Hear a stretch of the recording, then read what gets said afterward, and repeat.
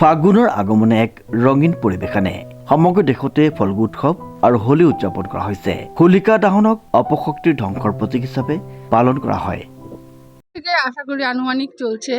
আমার দাদা শ্বশুর দেশ বিভাগের পর থেকেই এই আসামের এই কাছাড় অঞ্চলে এই দোল উৎসব করে যাচ্ছেন। আজকে হলো হোলিকা দহন। হোলিকা দহন মানে অধিবাস।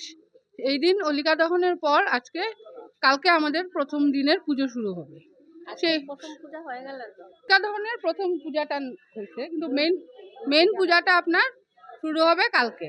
তো কালকে পূজার পরে ঠাকুর মানে সবাই আমরা আবির ঠাবির প্রদান করব। তারপরে রাধা মাধবকে করা হয়। তারপরের দিন আপনার হবে আমাদের রাধা মাধবের যজ্ঞ দিয়ে পূজাটার হবে আবার।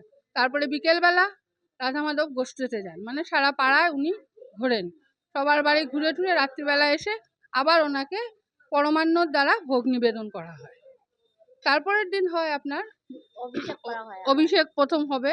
তারপরে চলতি ভাষায় যেটাকে বলে কাদা খেলা, সেই পূজা টুজা হয়ে কাদা খেলার দধির ভাণ্ড ভঙ্গ করে এই উৎসবের সমাপ্তি ঘটে।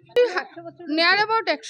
ফাগুন মাহৰ আগমনৰ লগে লগে বসন্তৰ পৰিৱেশ প্ৰকৃতিৰ ওপৰত নামি আহে। চৌদিশে পলাশ, শিমলু আৰু কৃষ্ণচূড়াৰ ৰঙেৰে প্ৰকৃতি ৰঙীন হৈ পৰে। এই সময়তে বসন্ত উৎসৱ আৰু ৰঙৰ উৎসৱ হোলী পালন কৰা হয়। এই উৎসৱটো সমগ্ৰ দেশতে প্ৰতি বছৰে আনন্দ, সম্প্ৰীতি আৰু ভাতৃত্ববোধৰ বাৰ্তাৰে উদযাপন কৰা হয়। বসন্ত আগমনৰ বাৰ্তা লৈ দুৱাৰত টোকাৰি মাৰিছে ৰঙৰ উৎসৱ হোলীয়ে। আৰু সেই উৎসৱৰ চাৰিওফালে কাছাৰ জিলাৰ গ্ৰাম্য অঞ্চলৰ পৰা শিলচৰ চহৰলৈ এক আনন্দৰ জোৱাৰ বৈ আছে। ব্যৱসায়িক প্ৰতিষ্ঠানসমূহৰ বিভিন্ন ধৰণৰ ৰঙৰ আবিৰৰ ব্যৱস্থা কৰা হৈছে। সমগ্ৰ জিলাখনতে ৰঙা, হালধীয়া, নীলা, সেউজীয়া, গোলাপী আৰু বগা ৰঙৰ বসন্তৰ এক অনন্য ৰূপৰ উন্মেষণ ঘটিছে। মুঠৰ ওপৰত বসন্ত উৎসৱ আৰু হোলী কেৱল ৰঙৰ উৎসৱেই নহয়, ই আনন্দ, প্ৰেম আৰু সম্প্ৰীতিৰ বাৰ্তা কঢ়িয়াই লৈ ফুৰে। প্ৰতি বছৰৰ দৰে এই আনন্দময় বসন্ত উৎসৱ 4 মাৰ্চত সমগ্ৰ দেশৰ লগতে সমগ্ৰ বিশ্বৰ লগতে ভৱিষ্যত আৰু উৎসাহেৰে উদযাপন কৰিবলৈ ওলাইছে আৰু বসন্তক আদৰিবলৈ সাজু হৈছে শিলচৰ চহৰ।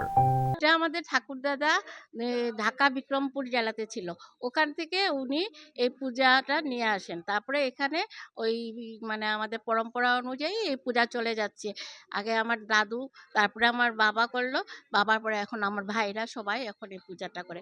ভবিষ্যতেও এটা আমার ভাইয়ের ছেলেরা, ভাতিজারা সবাই করে যাবে। এটা পরম্পরা অনুযায়ী আমাদের এটা চলে আসছে। কংকনজ্যোতি শৰ্মাৰ ৰিপৰ্ট, নিউজ নাও।